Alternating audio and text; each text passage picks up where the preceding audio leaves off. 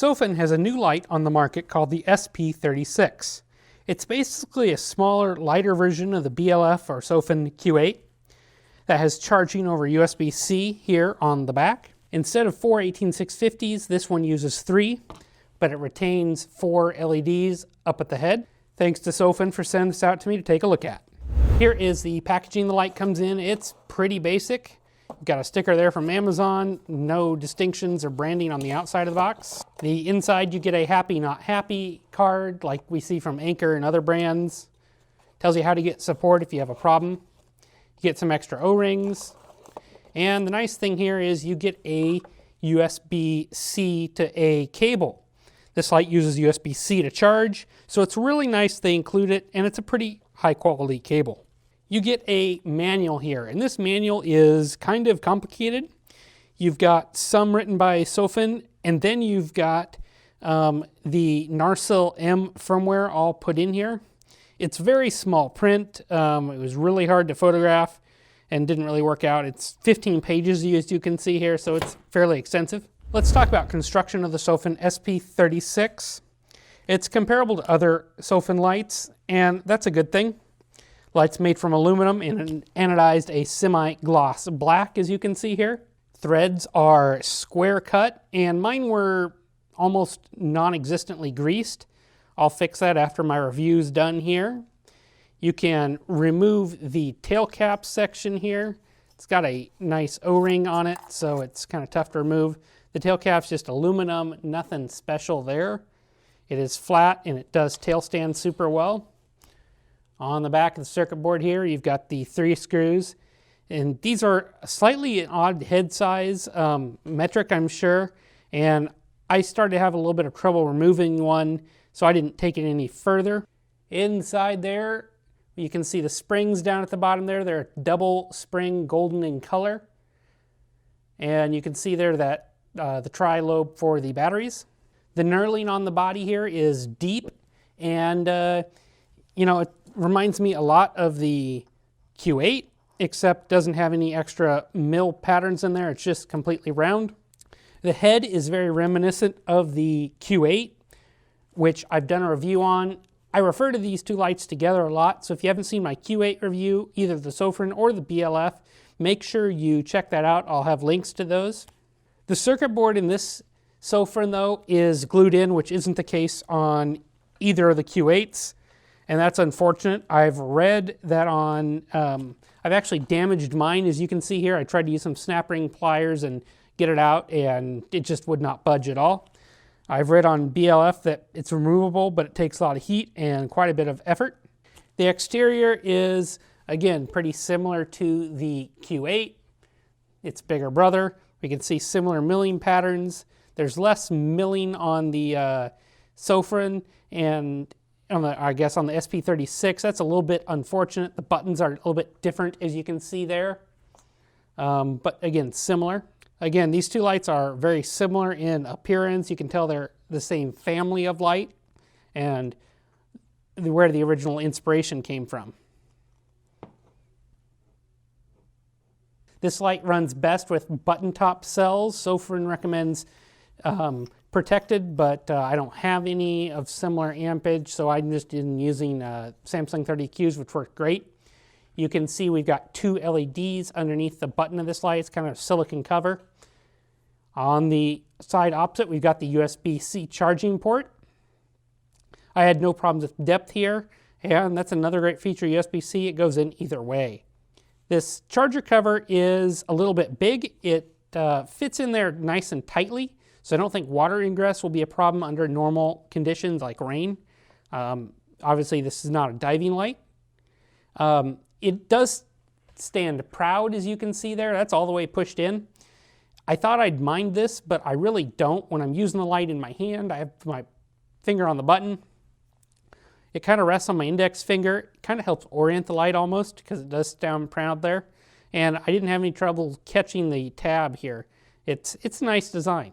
The bezel up front is smooth and flat, no crenulations. The lens is glass. You can see the reflectors in there are nice and deep. Nothing really too out of the ordinary. For me, This is kind of big. Unfortunately, the head lacks any threading ability. On the Q8, you had threads there. That allowed you to attach it to a tripod. That allowed you a good mounting point for a lanyard. But the SP36 doesn't have that in the name of size. So for sizes, the SP36 feels good in my hand. If the Q8 is just a little bit too big for you, that bigger extra part around the head, the SP36 will be right. I measured total length at 125.25 millimeters, maximum diameter at 49 millimeters, minimum diameter on the body tube at 45 millimeters, and weight with 3 Samsung 30Qs at 436 grams. So compared to the Q8, you really notice that difference in size in the diameter of the heads. If I tip them up here, they barely fit in frame. The body tubes, though, are very similar. Even though you lose one battery in the SP36, it's only about 5 millimeters of diameter difference. The difference in weight with 30 Qs in both lights is 157 grams.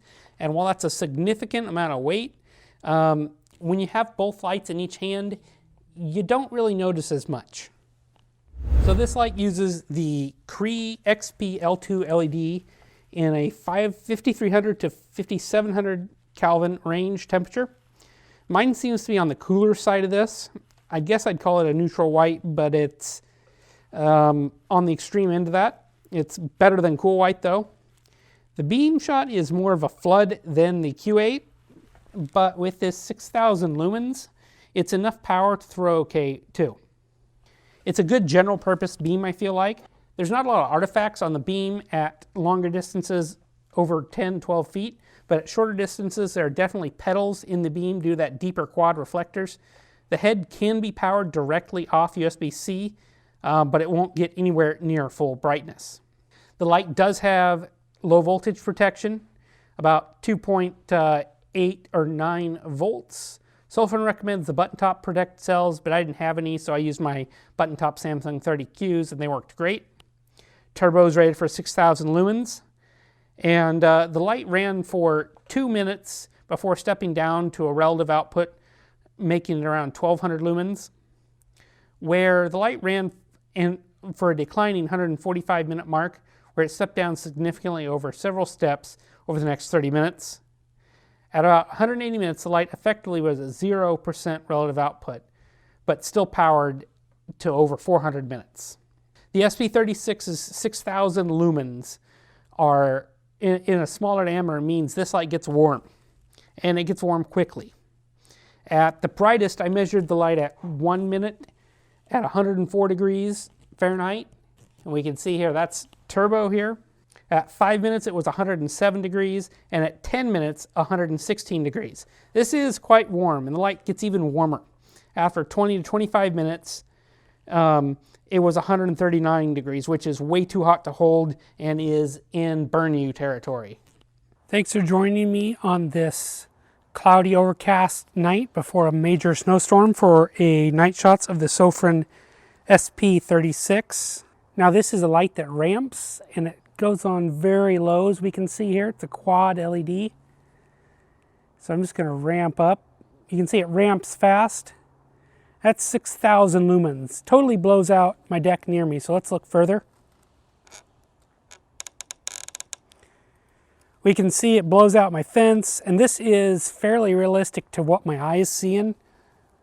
We can see it throws off to the trees in the distance pretty well. We can't always see those. This is fairly floody, and if I ramp down, you can see how fast that ramps. Here's kind of medium power here, and if I go all the way up, it's a cooler white light. You can see your breath in it nicely, and you know, this isn't a thrower, but it goes a decent amount of the way. For comparison, here is the Sofirn Q8 with the LEDs that throw a little bit better. You can see it's a tighter beam down there.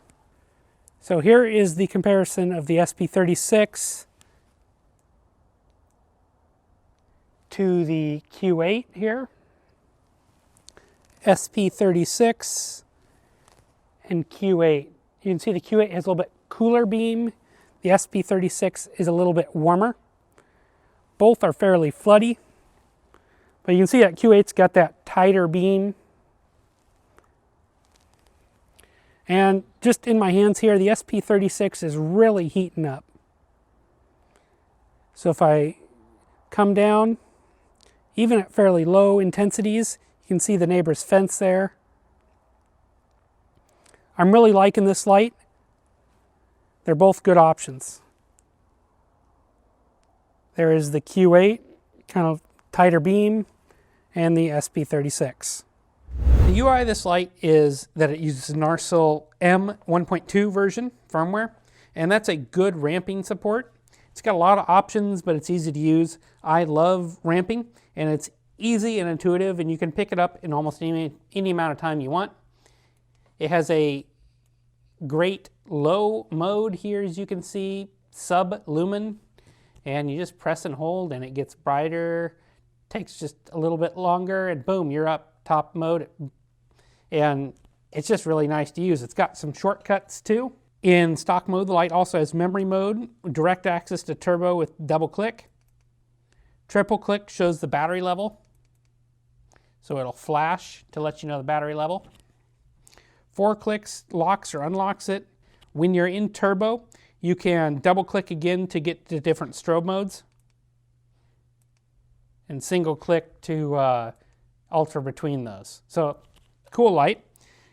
This UI is a little complicated. The manual does a good job of covering that, all the options. There's also videos on YouTube that explains that firmware version, Narsil M. I'd recommend reading the manual, reading over what you want to do, or not even make any changes at all. It really works well, in my opinion, as is. But do know you can charge it. You can change it. Recharging. The SP36 features USB-C for recharging, which is great. Unfortunately, it only accepts a charge while using a USB A to C, not a C to C cable. That's not a huge deal breaker for me, but it is something to be aware of and seems to be fairly common on a lot of lights right now. It means it doesn't support USB-C PD for faster charging. And since this does have 3 batteries in there, it means it took me 4 hours and 25 minutes to charge my 3 depleted Samsung 30Q batteries. Peak charge rate I saw was 1.86 amps. And with the ability for USB-C to draw more wattage from a compatible charger, and with a light with 3 batteries, it'd be nice if manufacturers supported faster charging methods if you wanted it. That said, they don't know what batteries you're going to use, and this is a rather safe option when you take that 1.8 amps and divide it between 3 cells. For the price, I'm really happy with the USB-C charging being even on there. One thing I will note is Sofirn is selling this as a kit version and a non-kit version. So if you don't have batteries, don't know what batteries to get, or just not up on your lithium batteries, buy the kit version and you'll know it'll work well. And they really charge fairly for it too, unlike some other manufacturers. So for me, the pros are, this is a proven design. It's well built, except for that glued in head. I like that it has USB-C charging instead of micro USB. It's got good Narsil M firmware, and it's a pretty comprehensive manual with some funny translation Easter eggs in there. It's very small print though. The cons for me are, there's no tripod mount. I realize with USB-C here, space is limited, but I'd love to see it maybe here on the side if there's space, or elsewhere on the light. I'd even take it just a little bit longer to get it on there somewhere. The Cree XP L2 LEDs are in a cooler neutral white color. I'd love to see some different LEDs on there, perhaps that are warmer, high CRI, something like that. A lot of people on BLF would love that too. Those Samsung LH351Ds would be really cool on this light, I think. And the last con is the heat. This light gets really hot really quickly, and it's to the level where it can burn you if left unattended in the brightest modes, or you need to bump up twice or something like that. So be cautious when you're using this light at maximum brightness to let it cool off before touching it again. My conclusion is the Sofirn SP36 is what you get when you take a BLF Q8 and reduce it by a quarter in most ways. It has one less battery, the body's a little bit narrower, and it's a little bit lighter. But in the spirit of the Q8, and the SP36 are the same. I really like that it gains USB-C charging, which is great over micro USB, but it's not gaining a huge speed increase that USB-C is capable of. So with three 18650 batteries, it still takes quite a while to charge. The built-in charger is capable. The built-in charger does seem to add some cost over the Q8, which is to be expected. And I think the SP36 is a good light. The decision between it and the Q8 variants come down to how much you want to spend and how much USB-C is important to you. If you're a tint snob, you may prefer the BLF light, but if you're not and want to go with USB-C, the SP36 is great, or if you think the Q8 is just a little bit too big, and I know those types of people are out there too. Personally, I love both lights, and I don't see getting rid of either. As always, guys, if I have any coupons, I'll have them in the description below, so make sure you check that out. If you've got a Q8, what do you think of the Sofirn SP36? Are you interested in picking up one? Let me know in the comments below. As always, if you enjoyed this video, make sure to give it a like, share it with your friends, and as always, make sure you're a subscriber. Thanks for watching.